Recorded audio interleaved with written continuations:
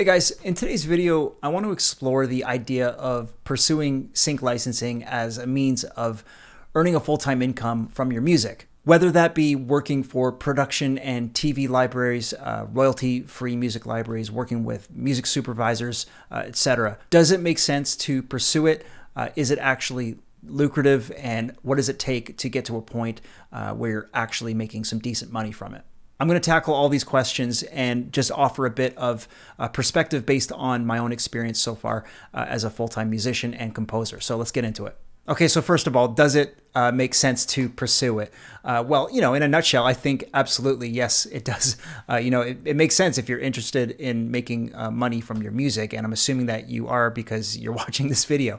But this is also assuming that you understand that writing music that's a good fit for sync licensing is kind of a skill in and of itself, and that it requires you to wear several different hats. Not only does your songwriting chops have to be pretty much top notch, but your music production skills have to be, at a competitive level before music libraries will even let you in the door. Now, music libraries aren't the only way to get into sync licensing. You can also, develop relationships with music supervisors or maybe a sync agent who might be able to get your tracks licensed. Or you can even license your music directly to content creators, filmmakers, production companies, that kind of thing. But no matter what your hustle is, if you're not producing compelling, high-quality music that's licensable, then it's going to be a struggle. I think that the appeal of music licensing for many folks is that it doesn't necessarily require the same type of hustle that's expected of you if you're, say trying to promote yourself as an artist, for example. The whole social media grind, the networking, the touring, all of that stuff is a major turnoff for some people. And I mean, you can sort of bypass all of that to some extent if you're just focused solely on sync licensing.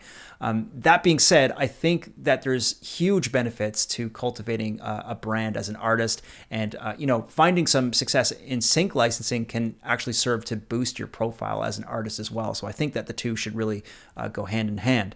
But coming back to the question of whether it's worth pursuing, well, I think that it's just really imperative to focus on the quality of your work first and foremost.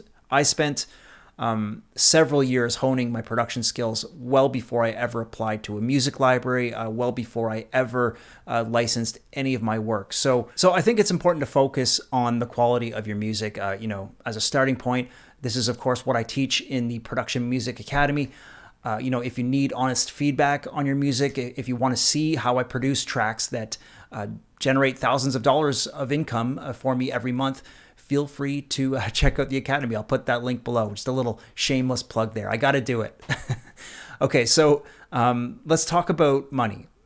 Is sync licensing lucrative? How much money can you actually make from it? Well, the potential to make a six-figure annual income from licensing is certainly there. Of course, the reality is that there's, a small percentage of music producers and composers who make that kind of income.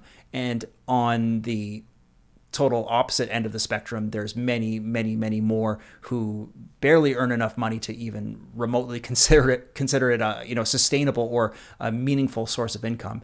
Then you have plenty of folks like me who kind of fall in the middle somewhere. Last year I made about 30 grand from music libraries alone, and then the rest of my income is made from custom production gigs, film scoring, performing, and of course running the Academy. This year, I'm on track to bring in probably about the same, maybe a bit more, if all goes well.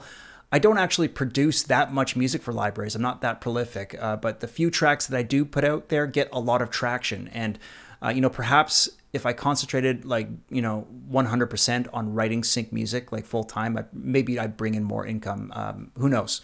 At the moment, I kind of like the variety of having different projects and different streams of income. So again, I think it comes back to focusing on quality, because my free time is stretched really thin these days. So when I do produce music for libraries, I really try to make damn sure that it's a good fit, and most of the time the tracks do pretty well. So what does it take to get to a point where you can actually earn some decent cash? Well, I think a lot of things have to come together.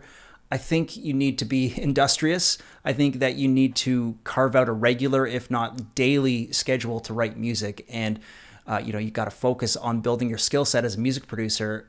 And I think it just takes patience and perseverance and, of course, a bit of good luck too. And I think that it really helps to sort of find someone or maybe a team of people who believe in what you're doing. Looking back, I've certainly faced a lot of rejection in my years, not only as a music producer, but also as someone who's spent many years playing in bands. Over the years, man, I don't know, I've just kind of grown a thick skin. To me, a rejection these days means nothing. I've always kind of believed in myself as an artist, despite, having endured some pretty tough times. And I've always felt pretty confident in my artistic vision, but I'm also not delusional either. And I understand that, there's always room to get better and to improve. And I have really high expectations for myself. I push myself super hard. That is just in my blood, I guess. That's who I am. And I think that it's fair to say you need a bit of that to succeed in sync licensing and just the music biz in general. I think that you need to be fairly driven and willing to endure a fair bit of rejection and failure before things start to take off. But all that being said, I think that maybe the most important thing is that you just gotta love writing music. No matter how screwy things get in your life, if you're compelled, to write music and you just love doing it and it makes you feel good, even when it like frustrates the hell out of you, I think that you'll find a way to succeed. And I don't know. I guess I'm really grateful to have, found some opportunity for myself, and an opportunity to license my music because I love writing. I'm humbled that people are willing to pay me money to do it. And, to be honest, I'd probably be doing it one way or another because it's just fun. It makes me happy. So even if people weren't paying me, I'd still be doing it. Anyway, there's lots of folks out there who have been doing this like way longer than I have much more experience. And if you're listening to this video, well, thank you, first of all, for listening. And second of all, throw your comments below. Just let me know what your journey's been like so far. I'd love to hear from you. Please share your wisdom with myself and the rest of the community. Let me know what your journey's been like and what you're hoping to achieve moving forward. So anyway, that's my rant for today. Thanks for tuning in. Check out the Production Music Academy. That link is below. I just released a course about film scoring, my whole process, finding work as a composer, and of course, that's not to mention the many other genre-specific courses that I have available in the Academy at the moment. Also, be sure to tune in to the Make Music Income weekly podcast that I host with my friend Eric Copeland, and come hang out in the Discord server. So yeah, all those links are below. Thanks again. In the meantime, take care. I will see you guys soon. Bye.